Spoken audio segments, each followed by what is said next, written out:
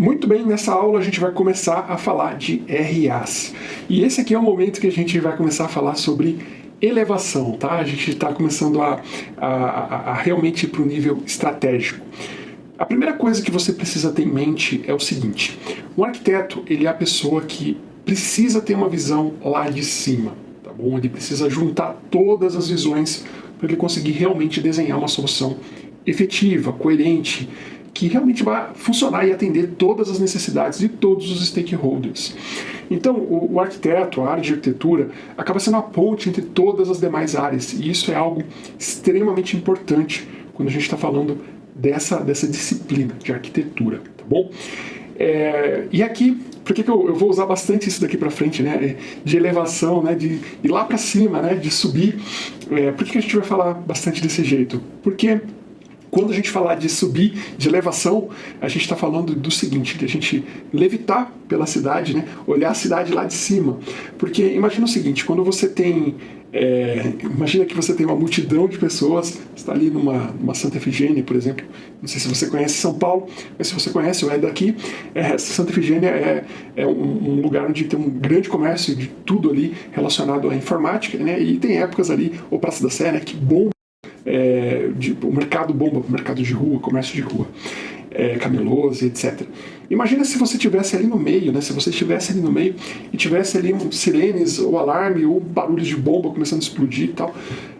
Por onde você foge, né? Com tanta gente ali, você está no meio das pessoas, como é que você foge? Como é que você sai dali rapidamente? Qual é a melhor estratégia para fugir? Ir para onde está indo todo mundo? Né? Ir para onde ninguém está indo e eu no caminho contrário? Não dá para saber, né? A verdade é que se você está no meio da galera toda, você tende a fazer exatamente a mesma coisa que todo mundo está fazendo, correr na mesma direção. E acredite, isso acaba sendo uma coisa muito, muito, muito ruim. Porque normalmente onde está indo todo mundo é onde vai ter gargalo, onde você vai ter problema. Né? O senso comum, o pensamento comum acaba sendo um grande problema quando você precisa de uma área criativa, né? Quando você precisa criar, pensar fora da caixa, né? Ir para um caminho diferenciado, explorar alternativas. Então acaba sendo uma coisa muito complicada você tentar ir para o caminho que está indo todo mundo. E a melhor forma que você tem de não ir no caminho que todo mundo está indo é se você pudesse subir no alto de um prédio, por exemplo, né? Imagina que está tendo toda aquela muvuca, se você pudesse subir no alto do prédio, ou se tivesse alguém no alto do prédio olhando, né, como está a situação ali embaixo de todas aquelas pessoas, né, aquele desespero, porque, sei lá, está explodindo uma bomba ali no meio, alguém indicando, ó, pessoal, dessa área vai para a direita, o pessoal dessa área vai para a esquerda, né, com uma visão holística, uma visão ampla, de cima, de tudo. Então, é mais ou menos isso que a gente precisa fazer quando a gente está falando de arquitetura.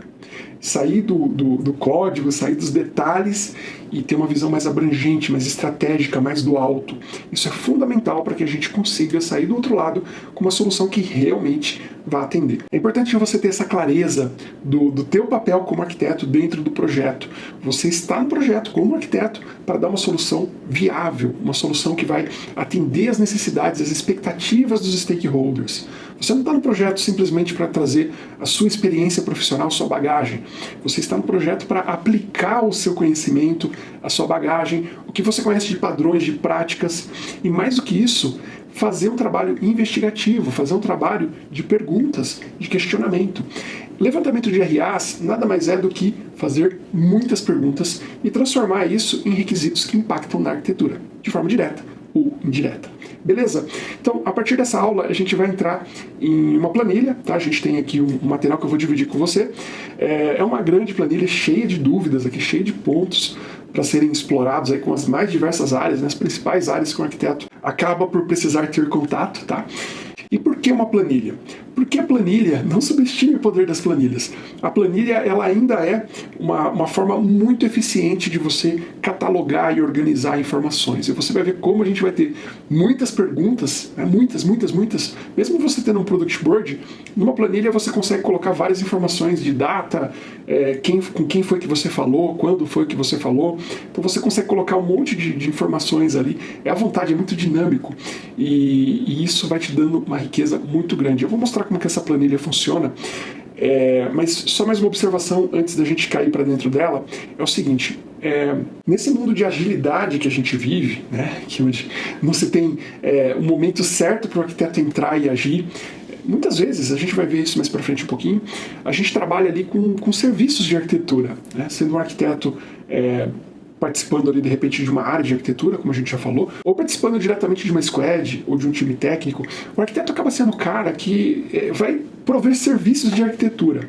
E nesse contexto vai ser muito difícil que o arquiteto consiga fazer todo o levantamento de RA que a gente está trazendo para você nesse curso.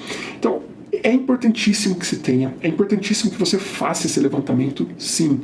Mas principalmente para quem está começando, para quem está ali buscando os primeiros trabalhos, é mais importante fazer um trabalho de observar e fazer ali pequenas perguntas para cada um dos stakeholders, para cada uma das pessoas interessadas, que você vai ver que algumas perguntas elas são iguais para praticamente qualquer projeto e você vai ter respostas iguais para praticamente qualquer projeto. Então você já vai ter um banco de dados de informação para aquela empresa, para aquele negócio, onde você já vai estar munido de algumas informações, alguns dados para você já conseguir tomar decisões arquiteturais. Mas você não vai fugir de fazer algumas perguntas que são mandatórias, obrigatórias. Você vai ter que fazer algumas perguntas, porque sem informação é absolutamente impossível se fazer um bom trabalho de arquitetura. Tudo bem? Muito bem, entendido isso, então vamos aqui para a nossa planilhinha. Essa aqui é uma planilha que eu utilizo para fazer todo o trabalho de arquitetura aqui na ARC, e já é um modelo que eu venho trabalhando há muito tempo, tudo bem? Então eu coloco aqui, por exemplo, relevância. 5 é uma relevância muito alta, ele muda até a cor ali para vermelhinho, tá? 4 é um segundo mais crítico, tá? 3 é um intermediário, 2 já é uma relevância mais baixa e 1 é bem baixa, tá? Se for 0, não vale nem a pena você trazer para a planilha, né? Porque não tem relevância nenhuma.